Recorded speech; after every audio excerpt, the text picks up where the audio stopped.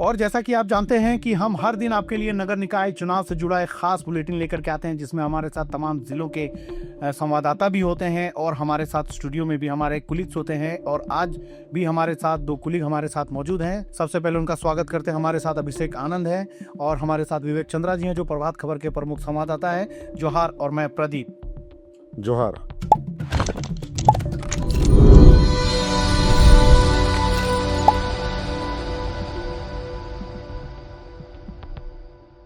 विवेक जी, सबसे पहले 20 दिनों की रस्साकसी, तमाम शोर गुल, प्रचार प्रसार का तरीका, गाने, poster, door to door campaign, और अब महज कुछ घंटे बचे हैं, लोग अपने मताधिकार का प्रयोग करेंगे।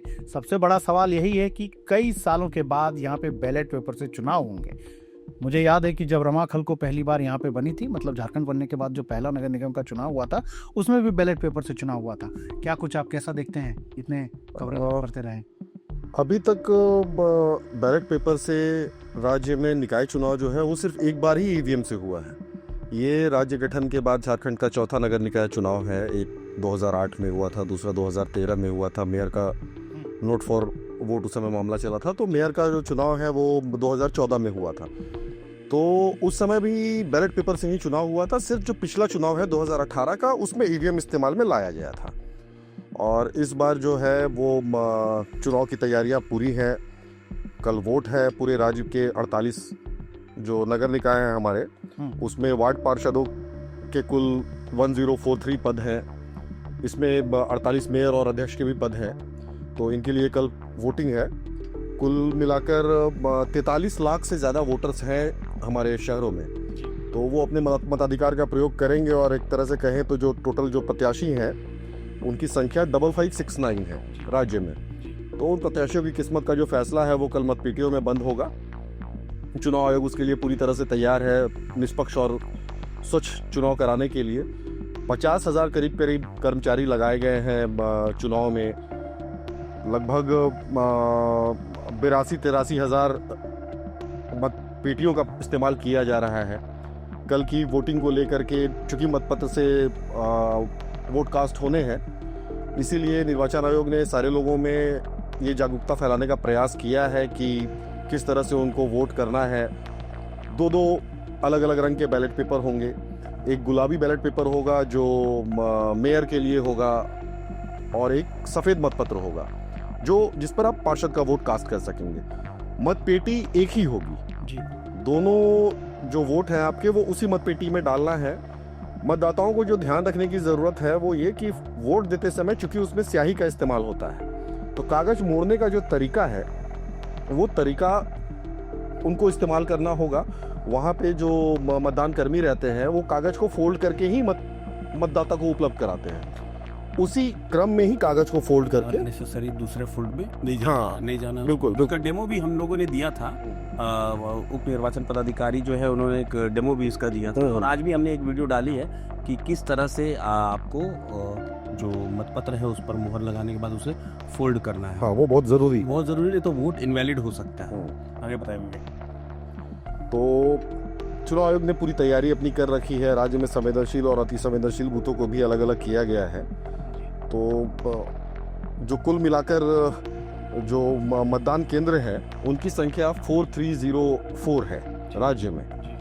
इसमें से निर्वाचन आयोग ने सिर्फ 983 जो बूथ है उनको सामान्य की श्रेणी में रखा है। शेष जो बूथ है वो या तो संवेदनशील है या अति संवेदनशील है। अति संवेदनशील बूथों की संख्या 896 है और संवेदनशील बूथों की संख्या 2445 है। यानी संवेदनशील और अति संवेदनशील बूथों की संख्या देखकर आप अंदाजा लगा सकते हैं कि चुनाव आयोग इस पर कितना सीरियस है स्वच्छ और निष्पक्ष चुनाव कराने के लिए। करीब 20,000 सुरक्षा कर्मियों को तैनात किया गया है चुनाव कराने के लिए, जो सारे बूथों पर रहेंगे। राज्य निर्वाचन आयोग लगातार संपर्क में है। राज्य निर्वाचन आयुक्त है हमारी अलका तिवारी जी, पूर्व मुख्य सचिव भी रही हैं। प्रशासन चलाने का उनको बहुत अच्छा अनुभव है जी। तो लोग लगे हुए हैं स्वच्छ चुनाव कराने के लिए। कल सुबह 7 बजे से वोट है। 7 बजे से 5 बजे शाम तक मतदाता अपनी सुविधा के हिसाब से मतदान केंद्र में जाकर के अपना वोट कास्ट कर सकते हैं। अभिषेक, एक सवाल आपसे ये लेना चाहेंगे, जब से नगर निगम चुनाव की घोषणा हुई थी, अब तो खैर इन बातों की चर्चा की जगह नहीं रह जाती है, लेकिन फिर भी चूंकि आज भी राजनीतिक बयानबाजियां जो हम सुन रहे थे, देख रहे थे कि जो विपक्ष है वो लगातार ये आरोप लगा रहा है, बयानबाजी कर रहा है कि भाई राज्य सरकार की मंशा क्या है कि वो बैलेट पेपर पर चुनाव करा रही है। वो आशंका जता रहे हैं कि धांधली हो सकती है। क्या लगता है, ऐसा कुछ आपको? देखिए प्रदीप, ये तो लगातार हम सुनते आ रहे हैं कि बैलेट पेपर से क्यों, अब ये क्यों, उसका जवाब तो शुरुआत में ही चुनाव आयोग ने ही दे दिया था। विवेक ने भी बताया था कि जो ईवीएम थे उसकी संख्या उतनी पर्याप्त नहीं थी कि जिससे कि चुनाव हो सके। लेकिन जो बात है कि धांधली होने की और मतलब बैलेट बॉक्स जो है उसकी सुरक्षा को लेकर के, तो मैं खुद वहाँ ट्रांसपोर्ट नगर गया था जी जहाँ पर ये व्यवस्था की गई है कि बैलेट बॉक्स चुनाव के बाद वहाँ रखे जाएंगे।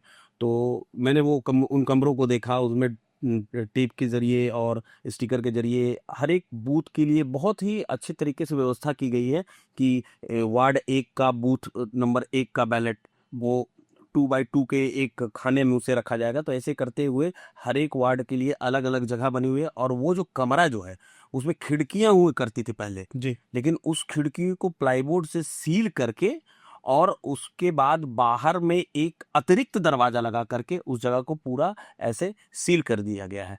तो कुल मिलाकर के अगर ऐसे देखें कि सुरक्षा की दृष्टि से देखें या मतलब कि उन जो बैलेट बॉक्स हैं कि उसमें बाद में छेड़छाड़ हो सकते हैं, तो ये तो ऐसे तो कुछ नज़र नहीं आता, ऐसा कुछ भी नहीं है। जो चुनाव आयोग की जो तैयारियां हैं वो पूरी हैं, पुख्ता है। मगर एक चीज़ जो है जो मैं कहना चाहूँगा कि ये जो ईवीएम से चुनाव नहीं हो रहा, उसका एक दर्द आज मैंने देखा है ग्राउंड पर, वो मैं साझा करना चाहूँगा। जी, बताएं, क्योंकि बिल्कुल। आज मुराबादी मैदान से जहाँ से चुनाव सामग्री के साथ में पोलिंग एजेंट। पोलिंग एजेंट्स जो डिस्पैच हो रहे थे वाहनों में भर भर के उनको ले जाया जा रहा था अलग अलग बूथों में, तो उनके हाथ में पहले ईवीएम और वो मशीन जो जिससे कि क्या कहते हैं उस मशीन को, ईवीएम का बक्सा होता था। ईवीएम का जो बॉक्स होता है वो ले आते थे। वो उतना भारी नहीं होता था, वो पकड़ने में बहुत उसको सहूलियत होती थी। लेकिन आज जो तस्वीर देखी, हरे कलर का बैलेट बॉक्स है और वो जो बैलेट बॉक्स है उसका जो वजन है वो लगभग 12 से 14 किलो है और उसे कंधे पर लेकर के वो मतदान कर्मी उसे मुराबादी मैदान के स्टेडियम से लेकर के निकल रहे हैं, ढोते हुए अपने कंधे पर वो अपने बसों में चढ़ रहे हैं। और उनसे मैंने बात की, उन्होंने कहा कि काफ़ी भारी है, परेशानी हो रही है हम लोगों को। और मतलब कुल मिला कहना ये है कि जब इस तरह की व्यवस्था है तो थोड़ा सा कुछ और भी सहूलियत मिलनी चाहिए थी बॉक्स वगैरह को ले जाने के लिए। तो एक अलग तस्वीर वहाँ से तो जो दिखी है और वो हमने वीडियो भी बनाया, वो भी आप देख सकते हैं। तो कुल मिलाकर के ये जो कहना है कि ईवीएम से होगा तो ये हो जाएगा वो हो जाएगा, तो ऐसी कुछ अभी फिलहाल कुछ ऐसा कुछ नज़र नहीं आया और ना मुझे ऐसा लगता है कि ऐसा कुछ होने जा रहा है। ठीक है अभिषेक, अब हम अपने ग्राउंड के संवाददाता के पास चलते हैं। देवघर का रुख करते हैं हम, जहां से हमारे संवाददाता संजीत मंडल हैं। संजीत, बताएं, अब महज कुछ घंटे रह गए हैं, देवघर में तैयारी कैसी है? निगम चुनाव में अभी सभी पोलिंग पार्टियां बूथों तक पहुंच गई। आप देख रहे हैं मेरे पीछे बरमसिया हाई स्कूल में बूथ पर फोर्स तैनात है और सभी पोलिंग पार्टियां यहां पहुंच चुकी हैं। आपको मैं जानकारी दे दूं कि देवघर नगर निगम क्षेत्र में कुल 36 वार्ड हैं और कुल मतदान केंद्रों की संख्या यहां पर 158 है। देवघर नगर निगम में सहायक मतदान केंद्र 14 है, कुल मतदान केंद्र 172 है। यहाँ देवघर नगर निगम में 1,79,278 मतदाता कल मताधिकार का प्रयोग करेंगे और अपने लिए एक मेयर और 36 वार्ड पार्षद चुनेंगे। इनमें पुरुष मतदाताओं की संख्या 92,712 है, महिला मतदाताओं की संख्या 86,558 है, वहीं थर्ड जेंडर 8 है। महापौर पद के लिए यहाँ पर 18 उम्मीदवार मैदान में हैं, जबकि वार्ड पार्षद पद के लिए 36 वार्डों में कुल 225 उम्मीदवार चुनाव मैदान में हैं। वहीं मधुपुर की बात करें तो मधुपुर में कुल 23 वार्ड हैं, यहाँ पर 23 वार्ड पार्षद चुनेंगे यहाँ के मतदाता और एक चेयरमैन चुनेंगे।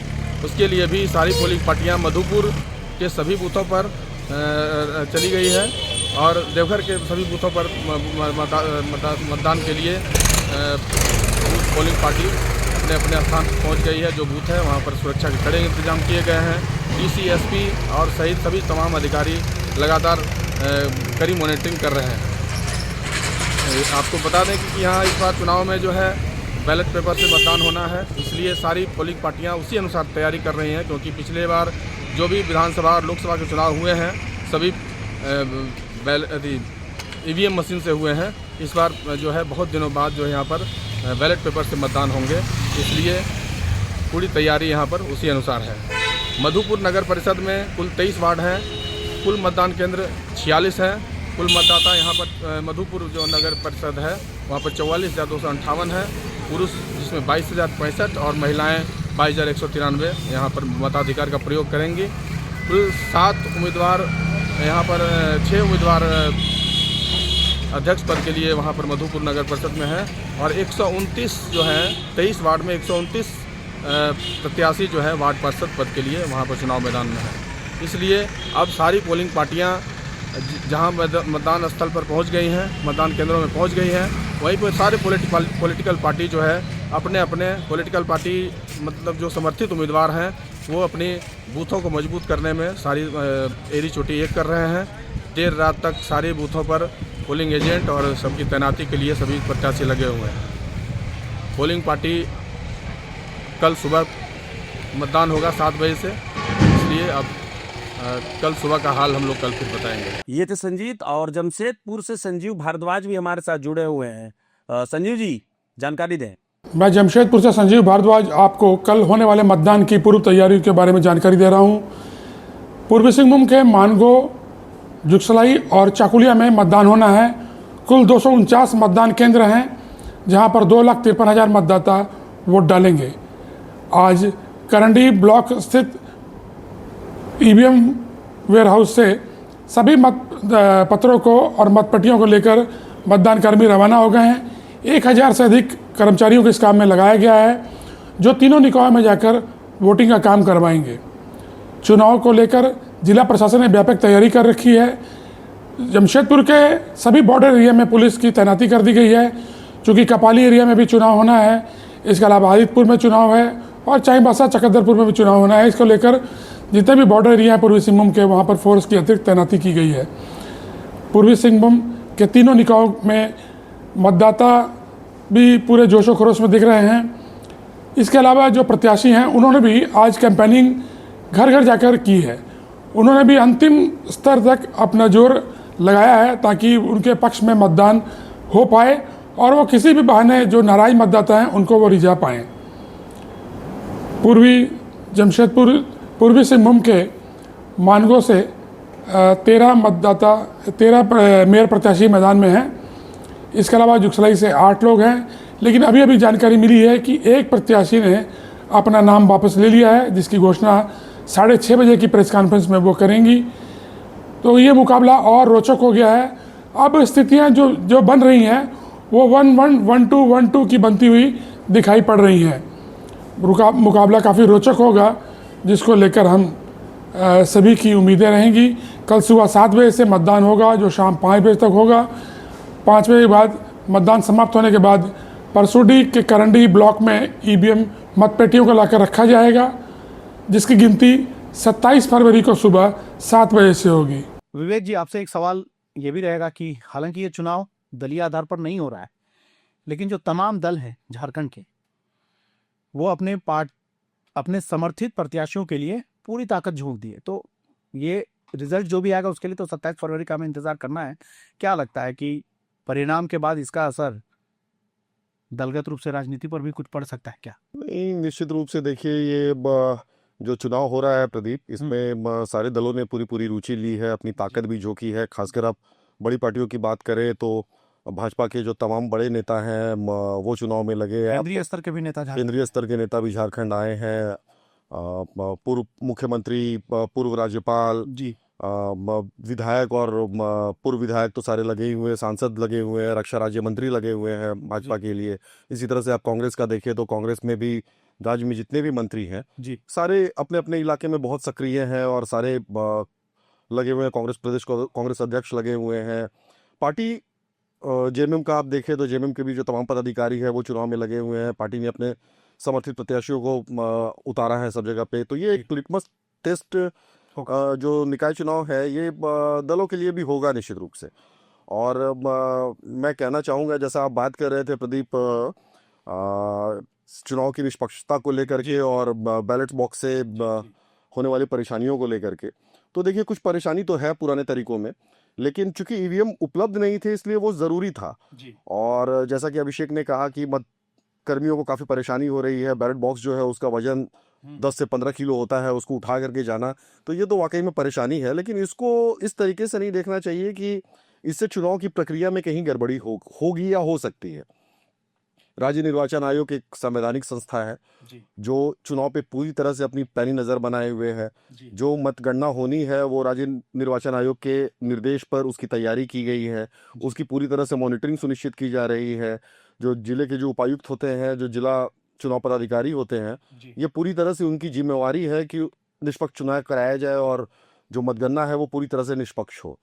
तो जो मतगणना की भी जो प्रक्रिया है इसके लिए भी बहुत जो नियम है वो बहुत साफ है। जी। उसमें से एक ही मतपेटी में मतों को डाला जाना है। जी। टेबल पे एजेंट के सामने खुले तौर पे मतपेटियों को पलटा जाएगा। जी। वहाँ टेबल पे ही मतपेटियों को अलग अलग किया जाएगा। जी। पहले जो गिनती होगी वो पार्षदों के मतों की, यानी कि सफेद जो मतपत्र हैं जी। उनकी गिनती की जाएगी। उनकी गिनती पूरी हो जाने के बाद फिर जो मेयर के लिए जो मेयर या उसके- नगर पंचायत अध्यक्ष या हाँ जी, तो मेयर या अध्यक्ष के लिए जो वोट पड़े हैं सफेद गुलाबी में, उनकी काउंटिंग की जाएगी। इन पूरी सारी निष्पक्षता के पूरी साथ निष्पक्षता चुनाव होगा भी। और ये जो सारी व्यवस्था है, कि क्या इसमें 1 से 2 दिन तक का समय लग सकता है? हाँ, एक दूसरे के बारे में हाँ ये तो देखिए साइज ऑफ म्युनिसिपल पे डिपेंड करता है कि वोट कास्ट हो कहाँ कितने वोट कास्ट हुए हैं, और ये थोड़ी सी कठिन प्रक्रिया तो है। आप सारे वोट्स को निकालने के बाद फिर से उनको सेग्रीगेट करना, उसके बाद उनकी मैनुअल काउंटिंग करना, उसके बाद जो एजेंट है उनको संतुष्ट करना, तो ये इसमें बिल्कुल लग सकते हैं 2 दिन भी। और इसके लिए राज्य निर्वाचन आयोग ने चुनाव का समय, मतगणना का समय भी निर्धारित कर रखा है। सुबह 8 बजे के से लेकर रात्रि 8 बजे तक मतगणना की जानी है। लेकिन इसका ये मतलब नहीं है कि 8 बजे घड़ी देख करके मतगणना बंद हो जाएगा। जैसे जो मतपेटी खुलेगी उसमें जितने मत पड़े हैं उसकी पूरी की पूरी गिनती होने के बाद ही इसको बंद किया जा सकता है। अभिषेक, प्रभात खबर के जागरूक मतदाताओं को ये भी हम बता दें कि कल यानी 23 फरवरी को मतदान होगा, और ये मतगणना का पूरा लाइव अपडेट्स आप हमारे यूट्यूब चैनल पर भी देख सकते हैं, फेसबुक के पेज पर भी देख सकते हैं, प्रभात खबर का जो हमारा पेज है। अभिषेक, इस चुनाव में कई चीजें, प्रचार जब घोषणा हुई फिर प्रचार हुआ, तो कई बड़े बड़े नाम, राजनीति के धुरंधर कह सकते हैं, उनके परिवार के लोग भी चुनाव में आ गए। इस पर एक बार आप हमारे प्रभात खबर के दर्शकों को भी बता दीजिए। देखिए, ये तो हम लोग सबको जान रहे हैं कि ये मौका बहुत लंबे वक्त के बाद आया है, लगभग 7 साल कह सकते हैं जी। कुल मिलाकर के जोड़ा जाए तो ऐसे में कई ऐसे बड़े नेता हैं जिनकी पत्नी मैदान में, जैसे कि बन्ना गुप्ता है, हम संजीव सिंह की बात कर सकते हैं धनबाद से, तो कई है ऐसे चेहरे। तो ये है क्या कि ये एक मौका है, एक महत्वाकांक्षा भी है जी। कि अभी समय है, नहीं तो फिर समय काफी दिन बाद आएगा। मतलब वो है ना, अभी समय है, सही समय है कहते हुए जो बात कही जाती है वो उसमें वो बह रहे हैं, और वो चाहते हैं कि इसी वक्त अपना जो भी जीत अपने आप को आंक लेना चाहते हैं। तो इसमें कोई बुराई नजर नहीं आती है, वो तो चलता ही रहता है हर दल से। या किसके बारे में ये कहा जाए कि नहीं है या है, परिवारवाद की बात अगर हम करेंगे तो कहीं पर सांसद का बेटा चुनाव लड़ रहे हैं, उसके बारे में पूर्व मंत्री की बेटी पलामू में चुनाव लड़ रहे हैं, तो मतलब ठीक है, राजनीति यही लोकतंत्र की खूबसूरती है कि चुनाव लड़ सकता है। ठीक है, अगर वो किसी राजनेता के परिवार से हैं तो ये उनकी उसमें कोई दोष की बात, कोई ऐसा कोई कानून नहीं है कि हम इसमें कोई सवाल उठाए। ठीक है, ऐसा होना चाहिए कि दूसरों को भी मौका मिलना चाहिए, कार्यकर्ताओं को भी मौका मिलना चाहिए, लेकिन अपनी जमीन लोग खुद तलाशते हैं, वो उन्हें मालूम है कि उनका दायरा कितना बड़ा है, वो क्या कर सकते हैं। तो ठीक है, ये 27 तारीख को नतीजे आएंगे तो पता चलेगा कि कितनी ऐसे लोग हैं जिनको सिर पर ताज सजा, और कितने ऐसे हैं जो नहीं जीत सके। तो 27 फरवरी को भी हम आपके सामने पूरे लाइव अपडेट्स के साथ आपके सामने मौजूद होंगे, और कल भी आप हमारे YouTube चैनल और Facebook चैनल को देखना बिल्कुल मत भूलिए। जैसा कि झारखंड निकाय चुनाव पर लगातार प्रभात खबर आपको हर दिन अपडेट्स के साथ आपके सामने हाजिर होता रहा है, और हम फिर कल सुबह आपसे मिलेंगे लाइव अपडेट्स में और पल पल की अपडेट बताएंगे। अभी के लिए दीजिए हमें इजाजत। हमारे साथ थे विवेक चंद्रा और अभिषेक आनंद, आप दोनों का भी बहुत बहुत धन्यवाद। मिलते हैं कल सुबह लगातार दिन भर। प्रभातखबर.com, विश्वास वही, रफ्तार नहीं।